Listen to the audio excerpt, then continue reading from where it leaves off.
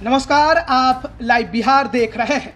बिहार में राजनीतिक समीकरण पूरी तरह से बदल गए हैं। सदन में बीजेपी मुख्य विपक्षी पार्टी बन गई है, तो दूसरी तरफ आरजेडी नीतीश के साथ मिलकर सत्ता की कुर्सी पर काबिज हो चुकी है। ऐसे में बीजेपी ने विधानमंडल में विपक्ष के नेताओं की घोषणा कर दी। विधानसभा में विजय सिन्हा को और विधान परिषद में सम्राट चौधरी को मुख्य विपक्षी नेता बनाया गया। इनके माध्यम से पार्टी ने न केवल जातीय समीकरण को साधा, बल्कि सत्ता पक्ष को भी स्पष्ट संदेश दिया कि वे सड़क से सदन तक सरकार को घेरेंगे। विजय सिन्हा और सम्राट चौधरी दोनों की छवि तेज तरार नेता और प्रखर वक्ता की है। बिहार की सियासत को करीब से समझने वालों का मानना है कि 76 विधायकों वाली बीजेपी को एक ऐसा नेता चाहिए था जो सामने से अटैक करे।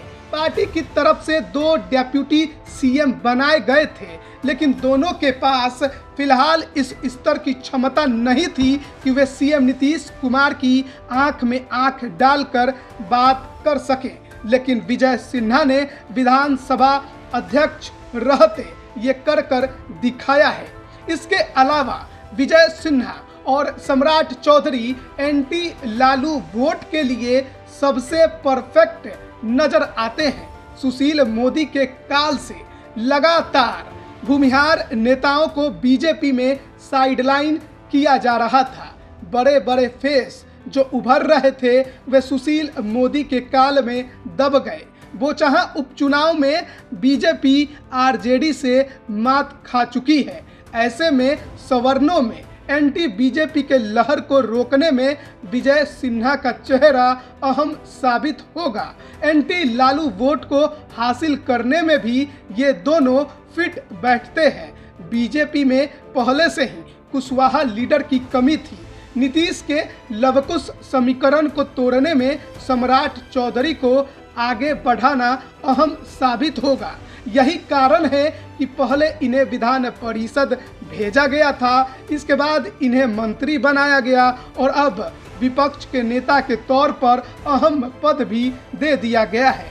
विजय कुमार सिन्हा लखीसराय से 3 बार के विधायक हैं। बिहार विधानसभा अध्यक्ष से पहले राज्य सरकार में श्रम संसाधन मंत्री रह चुके हैं। 54 वर्षीय विजय कुमार सिन्हा भूमिहार समाज से आते हैं। इनकी छवि सदन में अपनी बातों को बेबाक तरीके से रखने की है। 15 साल की उम्र में ही ये राष्ट्रीय स्वयं सेवक संघ से जुड़ गए थे।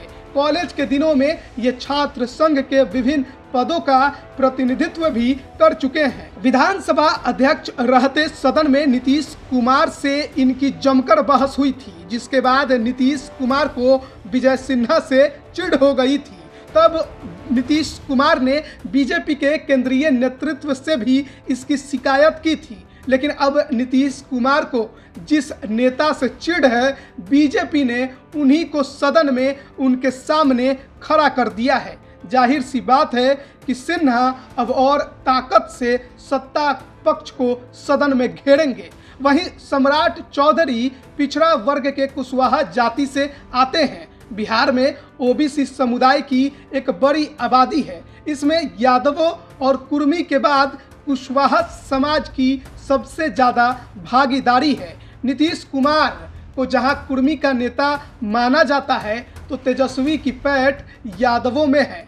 सम्राट चौधरी के बहाने बीजेपी ओबीसी में सेंधमारी करने की कोशिश कर रही है। बिहार में कुशवाहा की कुल आबादी लगभग 7% है। पूर्व मंत्री सम्राट चौधरी 3 बार मंत्री रहने के साथ विधानसभा में विपक्ष के मुख्य सचेतक रह चुके हैं। सम्राट चौधरी बिहार भाजपा के उपाध्यक्ष भी रह चुके हैं। इसके अलावा 1999 में राबड़ी देवी की सरकार में वे कृषि मंत्री और 2014 में शहरी विकास और आवास विभाग के मंत्री के साथ 2020 के एनडीए सरकार में पंचायती राज मंत्री थे। सम्राट चौधरी को राजनीति विरासत में मिली है। उनके पिता शकुनी चौधरी 7 बार विधायक और सांसद रह चुके हैं। माता पार्वती देवी तारापुर से विधायक रह चुकी हैं। अब देखना होगा कि बीजेपी ने बिहार में जो जातीय समीकरण को साधने की कोशिश की है, बदली हुई राजनीतिक परिस्थितियों में कितनी कारगर साबित हो पाती है। लाइव बिहार YouTube पर सब्सक्राइब और Facebook पर लाइक जरूर करें।